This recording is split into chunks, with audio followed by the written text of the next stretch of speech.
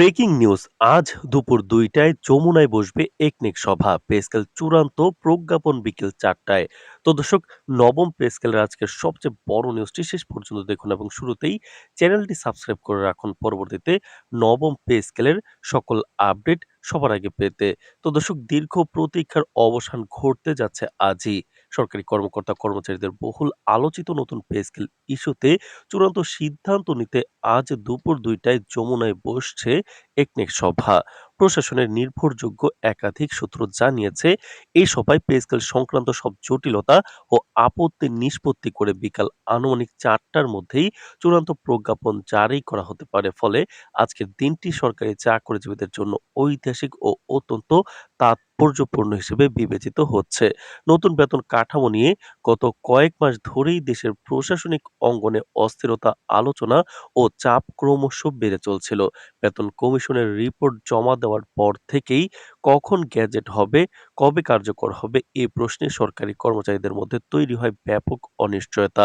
একাধিকবার একনেক সভা ও উপদেষ্টা পরিষদের বৈঠকে বিষয়টি উঠে এলেও অর্থনৈতিক বাস্তবতা, বাজেট ঘাটতি, মূল্যস্ফীতি এবং রাজনৈতিক সমীকরণের কারণে চূড়ান্ত সিদ্ধান্ত বারবার পিছিয়ে যায়। তবে আজকের একনেক সভাকে ঘিরে সরকারের সর্বোচ্চ মহলে যে প্রস্তুতি ও তাৎপর্যতা দেখা যাচ্ছে, তাতে স্পষ্ট বোঝা যাচ্ছে এবার আর পে স্কেল প্রশ্নের সময় ক্ষেপণের পথে হাঁটতে চায় না সরকার।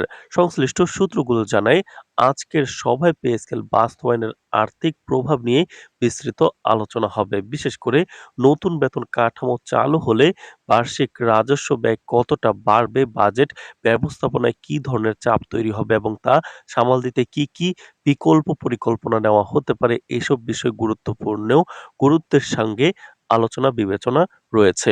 তো দর্শক, ভিডিওটির এই মুহূর্ত পর্যন্ত যারা দেখছেন, চ্যানেলটি সাবস্ক্রাইব করে রাখুন পরবর্তীতে নবম পে স্কেলের সকল আপডেট সবার আগে পেতে। তো দর্শক, একই সঙ্গে নিম্ন গ্রেডের কর্মচারীদের জীবনযাত্রার ব্যয় বৃদ্ধির বাস্তবতা, মধ্যম শ্রেণীর আর্থিক সংকট এবং দক্ষ জনবল ধরে রাখার প্রয়োজনীয়তা সবার আলোচনায় বিশেষ স্থান পাবে বলে জানা গেছে। প্রশাসনের একাধিক উচ্চপদস্থ কর্মকর্তা জানিয়েছেন, নতুন পে স্কেল বাস্তবায়নের মাধ্যমে দীর্ঘদিনের বৈষম্য কমানোর চেষ্টা করা হচ্ছে। বিভিন্ন গ্রেডে বেতন কাঠামোর যে অসামঞ্জস্যতা ছিল তা সংশোধনের পাশাপাশি ভাতা কাঠামোতেও কিছু পরিবর্তন আসতে পারে। বিশেষ করে বাড়ি ভাড়া ভাতা, চিকিৎসা ভাতা এবং যাতায়াত ভাতা নিয়ে কিছু বাস্তবসম্মত সমন্বয়ের প্রস্তাব সভায় উঠতে পারে বলে ইঙ্গিত মিলেছে। যদিও সবকিছু একনেক সভার চূড়ান্ত অনুমোদনের উপর নির্ভর করছে, কর্মসূচি বা কর্মচারী সংগঠনগুলোও বারবার কর্মসূচি ও বিবৃতি দিয়ে সরকারের প্রতি চাপ সৃষ্টি করছে ৩১ তারিখের আগে গ্যাজেট দেওয়ার জন্য। অনেক সংগঠন আজকের দিনটিকে চূড়ান্ত সিদ্ধান্তের দিন হিসেবে ব্যাখ্যা দিয়েছে। সচিবালয় ও যমুনা সংলগ্ন এলাকায় সকাল থেকেই বাড়তি সতর্কতা লক্ষ্য করা গেছে, যা আজকের সিদ্ধান্তের গুরুত্বকেই আরো স্পষ্ট করছে। অর্থনীতিবিদদের একটি অংশ মনে করছেন, নতুন পে স্কেল বাস্তবায়ন স্বল্প মেয়াদে সরকারি ব্যয় বাড়ালেও দীর্ঘমেয়াদে এটি প্রশাসনিক দক্ষতা ও কর্মপ্রেরণা বাড়াতে সহায়ক হবে।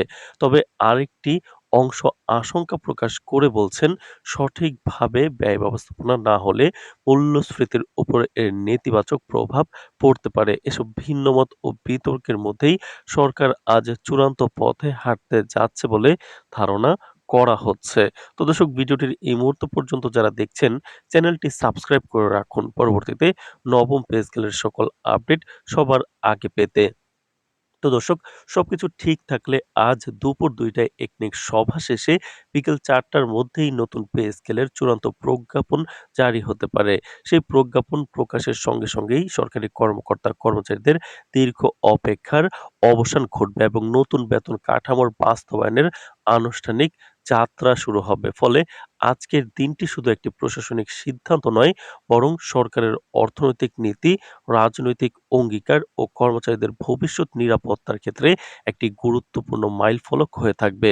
তো দর্শক, ভিডিওটির এই মুহূর্ত পর্যন্ত যারা দেখছেন, চ্যানেলটি সাবস্ক্রাইব করে রাখুন পরবর্তীতে নবম পে স্কেলের সকল আপডেট সবার আগে পেতে। আজ এ পর্যন্তই। ধন্যবাদ।